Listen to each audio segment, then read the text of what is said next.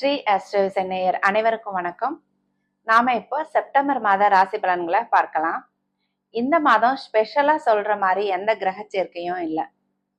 இந்த மாதம் சூரியன் மட்டும் சனியோட பார்வையில இருக்கிறது கொஞ்சம் எச்சரிக்கை செய்ய வேண்டிய ஒரு ராசியா இருக்கு, சிம்ம ராசி. ஏற்கனவே சிம்ம ராசி மேல சனியோட பார்வை விழுந்துட்டு இருக்கு. இப்போ சூரியனும் போய் சிம்ம ராசியில பயிற்சி ஆகிறதுனால சூரியனும் சனியோட பார்வையை வாங்குறார்.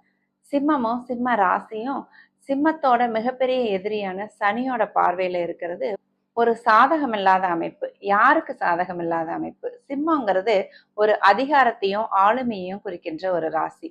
இந்த மாதிரி சிம்மமும் சிம்ம ராசியும் சனியோட பார்வையில வரும்போது அரசாள்பவரும் அரசியல்வாதிகளும் ரொம்ப கவனமா இருக்க வேண்டிய ஒரு மாதம் இது. சூரிய தசை நடக்கிறவங்களுக்கும் இது கொஞ்சம் சாதகம் இல்லாத ஒரு பலனை ஏற்படுத்தும். அதனால சூரிய தசை நடக்கிறவங்களும் கொஞ்சம் இந்த மாதம் கேர்ஃபுல்லா இருக்கணும். செப்டம்பர் 15 வரைக்கும்.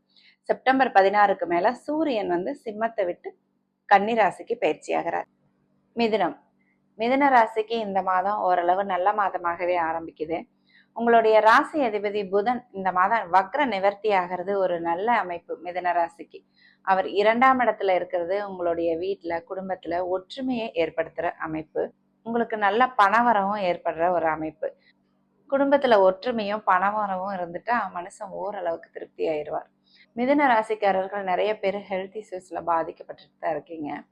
இந்த மாதம் செவ்வாய் உங்களுடைய ராசியில இருக்கிறது கொஞ்சம் உங்களுடைய உடல் நலத்துல அக்கறை செலுத்த வேண்டிய ஒரு மாதம் தான். செவ்வாய் உங்களுடைய ராசியிலேயே இருக்கிறதுனால இந்த மாதம் மனக்குழப்பங்கள், அதிகப்படியான கோபம், டென்ஷன் இதெல்லாம் உங்களுக்கு ஏற்படும். உஷ்ண சம்பந்தப்பட்ட நோய்களும் ஏற்படும். நீங்க ஆரம்பத்திலேயே பிரச்சனைகள் வரும்போது உடனே ட்ரீட்மெண்ட் பார்க்கறது உங்களுக்கு நல்லது. புதன் இந்த மாதம் ஓரளவுக்கு மாத ஆரம்பத்துல நல்லபடியான நிலைமையிலேயே இருக்கார். அடுத்ததா மாத ஆரம்பத்திலேயே முதல் வாரத்திலேயே உங்களுக்கு 3ஆம் இடத்துக்கு பயிற்சி ஆகிறார் புதன். அங்க 3ஆம் இடத்துல இருக்கிறது உங்களுக்கு தைரியம், தன்னம்பிக்கையை கொடுக்கிற ஒரு அமைப்பு. அதாவது ஒரு 15 தேதிக்கு மேல அவர் க்ளோஸா சனியோட பார்வையை க்ளோஸ் டிகிரியில வாங்குவார். அப்ப மட்டும் நீங்க கொஞ்சம் எச்சரிக்கையா இருக்கணும். சனியோட பார்வை புதன் வாங்கறதுனால உங்களுக்கு சின்ன சின்ன குழப்பங்கள் ஏற்படும். எதையும் ஒரு தெளிவா சிந்திச்சு முடிவெடுக்க முடியாத ஒரு சூழ்நிலை இருக்கும். செப்டம்பர் 15க்கு மேல நீங்க சில முக்கியமான முடிவுகளை எடுக்கிறதா இருந்தா கொஞ்சம் தள்ளி வைங்க.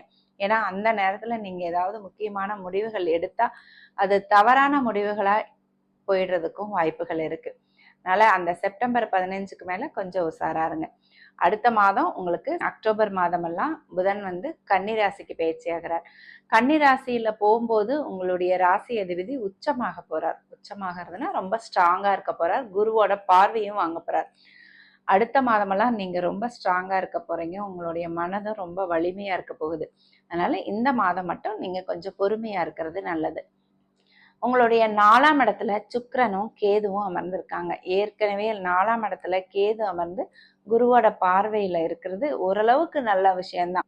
கேது 4ஆம் இடத்துல இருக்கும்போது உங்களுக்கு சில உடல்நல பிரச்சனைகள், தாயாருக்கு உடல்நல பிரச்சனைகள் இந்த மாதிரி எல்லாம் ஏற்படுத்திட்டு இருந்தார். குருவோட பார்வை வந்ததுல இருந்து ஓரளவுக்கு நீங்க உங்களுடைய ஹெல்த் இஷ்யூஸும் ஒரு நார்மல் ஆயிட்டு இருக்கு. உங்களுடைய தாயாரோட உடல்நிலையும் நார்மல் ஆயிட்டு இருக்கு. இப்ப சுக்கிரன் அந்த இடத்துக்கு போறதுனால இன்னும் உங்களுடைய ஹெல்த்ல முன்னேற்றம் தான் இருக்கும். உங்களுடைய அம்மா வழி உறவினர்களால உங்களுக்கு நன்மைகள் ஏற்படும். அவங்களுடைய சொத்துக்கள், அவங்களால ஏதாவது பணம் வர வேண்டியது இருந்தா அது உங்களுக்கு வரும். 4ஆம் இடம் இந்த மாதம் ரொம்ப சுபத்துவமா இருக்கு மிதுன ராசிக்காரர்களுக்கு. 4ஆம் இடம்ங்கிறது படிப்பு சம்பந்தப்பட்ட ஒரு இடமும் தான்.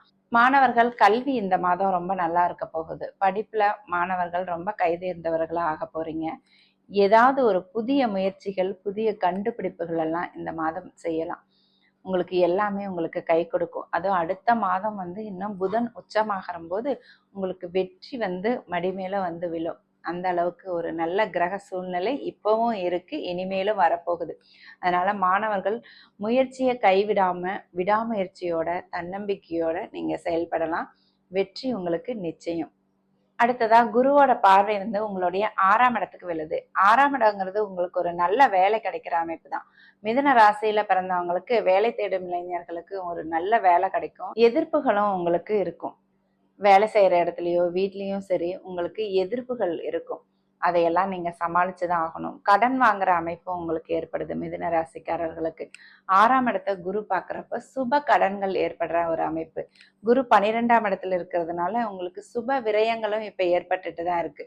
சுப விரயங்கள்னா திருமணத்திற்காக, ஒரு கல்வி செலவுக்காக, ஒரு வீட்டில் சுப நிகழ்ச்சிகளுக்காக உங்களுக்கு செலவுகள் அதிகமாகும். அதற்கு கடன் வாங்குற சூழ்நிலையும் உங்களுக்கு ஏற்படும். மிதுன ராசிக்காரர்களுக்கு வீடு வாங்குற யோகம் நல்லபடியா இருக்கு. வாகனம் வாங்குற யோகமும் நல்லா இருக்கு. வீடால நன்மைகள் உங்களுக்கு கிடைக்கும். வாகனத்தால உங்களுக்கு நன்மைகள் கிடைக்கும். உங்களுடைய 10ஆம் இடம் தொழில் ஸ்தானத்தை இந்த மாதம் சுக்கிரன் நல்லபடியா பார்க்கறதுனால உங்களுடைய தொழில் இந்த மாதம் வளர்ச்சி அடையும். ஏற்கனவே ராகு 10ஆம் இடத்துல இருக்கிறதுனால தொழில் நல்லபடியா தான் போயிட்டு இருக்கும். தொழில் ஓரளவுக்கு உங்களுக்கு வளர்ந்து வந்துட்டு இருக்குன்னு சொல்லலாம். ஏன்னா தொழிலுக்கான முதலீடுகள் போட்டுட்டே இருக்கீங்க. தொழில்ல லாபம் எடுக்கிறீங்களோ இல்லையோ, தொழில்ல வந்த லாபத்தை நீங்க அதுலேயே உங்களுக்கு முதலீடு பண்ணிட்டு இருக்கீங்க. இந்த மாதம் தொழில்ல உங்களுக்கு சொல்லிக்கும்படியான ஒரு நல்ல லாபம் உங்களுக்கு கிடைக்கிறதுக்கு வாய்ப்புகள் இருக்கு. ராசியிலேயே அமர்ந்திருக்கிற செவ்வாய் 7ஆம் இடத்தை பார்க்கறதுனால உங்களுடைய குடும்பத்துல வாழ்க்கை துணையோட பல கருத்து வேறுபாடுகள் ஏற்படுறதுக்கும் வாய்ப்புகள் இருக்கு. அதனால நீங்க வாயை திறக்காம இருக்கிறது ரொம்ப நல்லது. உங்களுடைய வாழ்க்கை துணை, நீங்க ஆணா இருந்தாலும் சரி பெண்ணா இருந்தாலும் சரி, அவங்க என்ன சொன்னாலும் சரின்னு கேட்டுக்கோங்க. தேவையில்லாம ஆர்கியூமெண்ட் பண்றதை அவாய்ட் பண்ணிக்கணும். ஏன்னா 7ஆம் இடத்தை செவ்வாய் பார்க்கும்போது, ஏன்னா மிதுன ராசிக்கு ஆகாத கிரகம் செவ்வாய். அவர் 7ஆம் இடத்தை பார்க்கும்போது சில கணவன் மனைவிக்குள்ள ஒரு கருத்து மோதல்கள் ஏற்படும். அடுத்ததா உங்களுடைய 8ஆம் இடத்தை குரு பார்க்கிறார். 8ஆம் இடத்தை குரு பார்க்கறதுனால உங்களுக்கு வெளியூர்ல வெளிநாட்டுல நீங்க வேலையோ தொழிலோ பண்ணிட்டு இருந்தீங்கன்னா அதனால உங்களுக்கு நல்ல லாபம் கிடைக்கும். ஏற்கனவே 10ஆம் இடத்துல ராகு இருக்கார். ராகு அந்நியர்களை, அந்நிய மொழியை குறிக்கக்கூடிய ஒரு கிரகம். அதுதான் தொழில் ஸ்தானத்துல இப்ப இருக்கு. 8ஆம் இடமும் சுபத்துவம் ஆகிறதுனால உங்களுக்கு வெளியூர்ல வெளிநாட்டுல பிசினஸ் பண்ணிட்டு இருந்தீங்கன்னா அதன் மூலம் உங்களுக்கு நன்மைகள் கிடைக்கக்கூடிய அமைப்பு தான். ஏன்னா இந்த மாதம் சுக்கிரனும் ராகுவை பார்க்கறதுனால உங்களுக்கு தொழில் நல்ல நன்மைகளை உங்களுக்கு கொடுக்கும். தொழில் மூலம் நல்ல லாபமும் உங்களுக்கு கிடைக்கும். 9ஆம் இடத்துல இருக்கிற சனி, உங்களுடைய 9ஆம் இடத்துல இருக்கிற சனி இப்ப வக்ரம் அடைஞ்சிருக்கார். வக்ரம் அடையிறதுனால உங்களுக்கு பெருசா அந்த 9ஆம் இடத்தை பலன்களை கொடுத்துருவாரானா கண்டிப்பா இல்லை. 9ஆம் இடத்தால வர பிரச்சனைகளை கொஞ்சம் ஆஃப் பண்ணி வச்சிருப்பார். பிரச்சனைகளை தீர்க்க மாட்டார். 9ஆம் இடங்கிறது என்ன? உங்களுக்கு பாக்கியங்கள் கிடைக்கின்ற அமைப்பு, உங்களுக்கு நன்மைகள் கிடைக்கின்ற ஒரு அமைப்பு. தந்தை வழி சொத்துக்கள், அவர் மூலம் வர லாபங்கள், இதையெல்லாம் குறிக்கின்ற அமைப்பு. இதெல்லாம் உங்களுக்கு பெருசா வரப்போறதில்ல. அதை நீங்க எதிர்பார்க்கவும் முடியாது. தந்தையால உங்களுக்கு பிரச்சனைகள் எதுவும் வராது. தந்தையோட உடல்நல பாதிக்கப்பட்டிருந்தா கூட இப்ப கொஞ்சம் ஒரு அது அமைதியா இருக்கும். பெருசா உங்களுக்கு பிரச்சனைகளை உண்டு பண்ணாம அமைதியா இருக்கும். குரு 12ஆம் இடத்தோடையும் 8ஆம் இடத்தோடையும் 4ஆம் இடத்தோடையும் தொடர்பு கொண்டிருக்கிறதுனால மாணவர்களுக்கு வெளியூர்ல படிக்கிற யோகம், வெளிநாட்டுல படிக்கிற யோகம் எல்லாம் இந்த மாதம் ஏற்படுது. குரு பெயர்ச்சியிலிருந்தே உங்களுக்கு அந்த யோகம் இருக்கு. அதனால மாணவர்களுக்கு மட்டும் இல்லை, நீங்க தொழிலுக்காகவோ ஊர் சுற்றி பார்க்கவோ நீங்க வெளிநாடு போகணும்னு ஆசைப்பட்டீங்கன்னா அந்த யோகமும் உங்களுக்கு இப்போ நல்லா இருக்கு. உங்களுக்கு ஈஸியா பாஸ்போர்ட் கிடைக்கும், ஈஸியா விசாவும் கிடைக்கும். அதனால நீங்க தாராளமா அந்த முயற்சியை கையில் எடுக்கலாம். ஓவரால் பார்க்கும்போது மிதுன ராசிக்காரர்களுக்கு இந்த மாதம் ஓரளவு நல்ல பலனே தான் இருக்கு. ஏன்னா எல்லாமே நல்ல பலனா இருக்க முடியாது. ஏன்னா சனியும் ராகுவும் சில பிரச்சனைகளை கொடுப்பாங்க. ராகு இந்த மாதம் சுபத்துவம் அடைகிறதுனால ஓரளவுக்கு நல்லா இருக்கும். சனியால மட்டும்தான் பிரச்சனை. அதனால ஓரளவுக்கு நல்ல பலன்களை தான் இந்த மாதம் எதிர்பார்க்கலாம் மிதுன ராசிக்கு. நீங்க இது வரைக்கும் ஸ்ரீ அஸ்ட்ரோவிஷன் சேனலை சப்ஸ்கிரைப் பண்ணலைன்னா சப்ஸ்கிரைப் பண்ணிக்கோங்க. பெல் பட்டனையும் அழுத்திக்கோங்க. லைக் பண்ணுங்க, கமெண்ட் பண்ணுங்க, ஷேர் பண்ணுங்க. நன்றி. வாழ்க வளமுடன்.